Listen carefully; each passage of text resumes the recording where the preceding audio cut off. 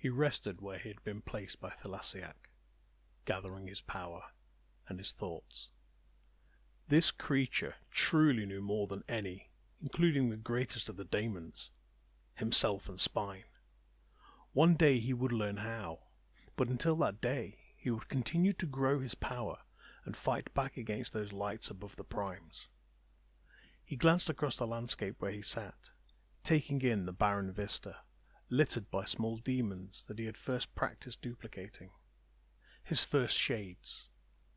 He watched them for a time, fighting with each other, showing their true natures, their origins, and as they ripped into each other, unable to actually perform a kill upon their quarry, his sight drifted across one of the temples that lay here. His gaze stopped, and he drew himself slowly to his feet. He placed me here. Did he have a reason? He approached the temple and entered, sitting in front of the shrine that lay within.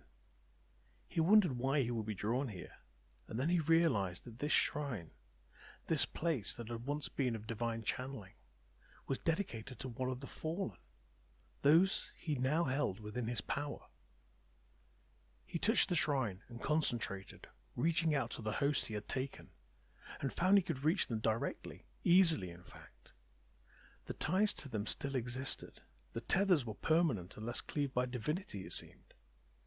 He asked for a report on activities, and found the host could communicate with him directly, as though a god was passing power to a high priest. He listened and then cut the connection by lifting his hand. Could it be that simple? He thought, and a vast plan began to form, his essence glowing with urgency, trying to rush the thoughts on. But he would not make mistakes as he had before. This time he had to ensure it was perfect. He looked to all the temples here, all present, and had not until now realized just how many there were. Hundreds, all tied to hosts, known and unknown, present and long lost, to the very gods themselves, and all made where it had been deemed, from specific materials that were dedicated to their respective deities. He had direct ties to them all, and he had not realized it. How foolish for not seeing this earlier. He cursed himself for his oversight, but now he fervently tried to contact them all, and found he could only contact those he had taken, the ones he had ripped from the hosts above when he had first had his confrontations. All apart from one, that is. The very one that had given themselves up to enable Chrylsis to banish him. He searched his being for this host's identity, but discovered nothing, just the power. But he had taken it, so it should be there. He tried to create this host, and found he could not. No matter how hard he tried, despite having the power of this one, he could not manifest it here. He searched the essences of the others he had taken of divinity, and eventually discovered the reason. He could only duplicate that which he had taken, but he could not duplicate upon a prime that which he had not taken from that prime. Yet he had been able to initially, so something had transpired. He searched his memories of the power he had taken, where and when, and realized what had transpired. For when he had traversed the deep plains to meet with Thalasiac for the first time, he had held the power of this host within him. The power still remained, but the knowledge, identity, personality, the truth of the light had gone. "Thalasiac," he said, and shook his head slowly. "Again you steal from me." Somehow, Thalasiac had ripped the very essence of this god from his grasp, rescuing them from eternal servitude. But how? Another mystery he would need to discover, but all in good time. For now he had a plan, and one that would work. Of that he was sure. He took people from many different primes, who followed his will unknowingly by manipulation or simple-mindedness, and moved them to this prime. Once life was here, he thought, life would follow. In time he would discover he was correct. He removed the demons from the prime, leaving only a trace of his threads around the realm, so he could watch places of interest, but he would no longer call this place home. He created new altars in the image of the old, hundreds of them, duplicates of the originals. These altars were set in small clusters of groupings, seemingly of similar kinds of hosts, scattered throughout the land.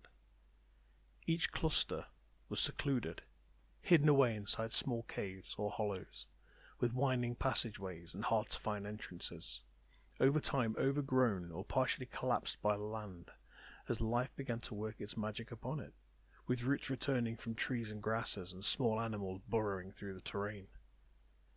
Yes, this would make a suitable substitute for what they once knew, and all he needed was links to the primes in order to allow travel to these places. And Chrylsis had shown him how.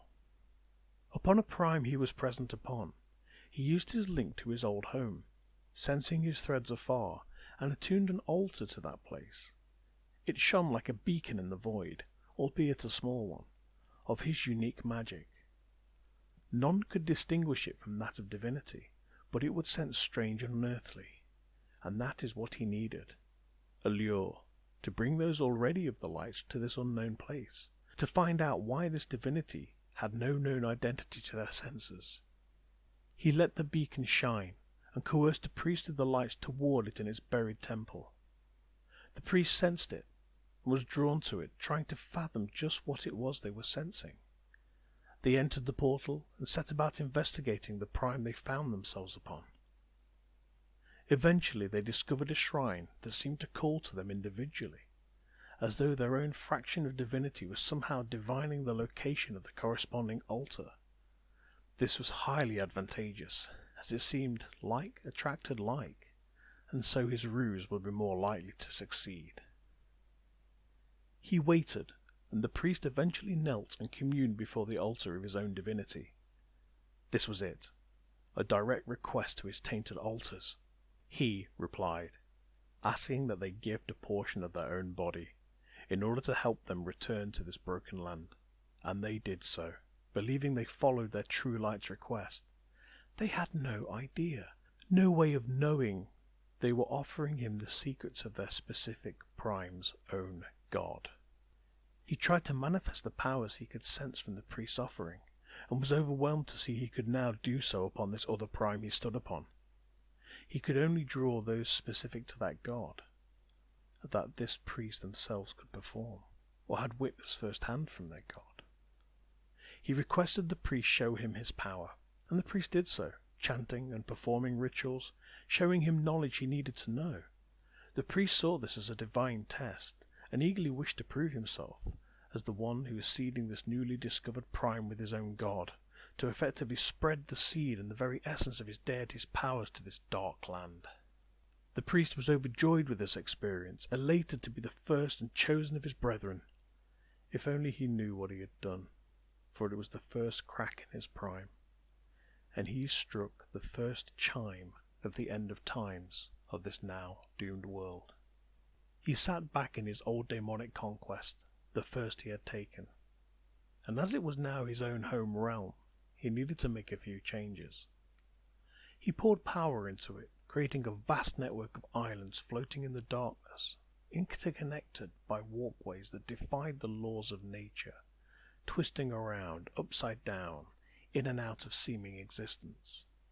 The ground itself became a twisting, shifting vision of all that he had taken, a kaleidoscope of horrors, as the visage of every creature of the prime he had taken writhed there, just beneath the surface, struggling for freedom, encapsulated within his threads, forever his. He placed upon each of these platforms a large flat area, a perfect disk without markings.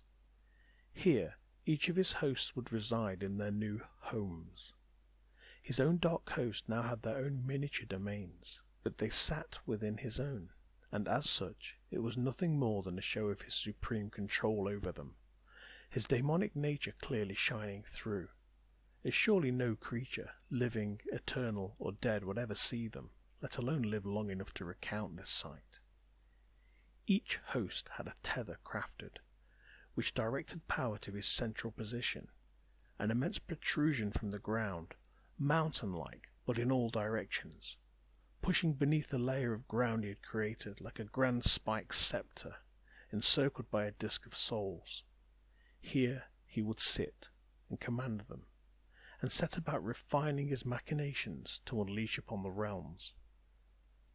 Once the dark hosts had been moved to their positions and anchored to the tethers, power began flowing, and he revelled in it, slowly gaining more and more as they spread out across existence, gaining more and more power. This must be how Chrylsis feels, he mused, and understood now the sheer power of his adversary. I cannot hope to withstand that sheer power, he thought. At least, not as of yet. And so he settled down to absorb from his newly forged power sources, and let time flow over the realms as he slumbered, only half aware of the happenings of the realms.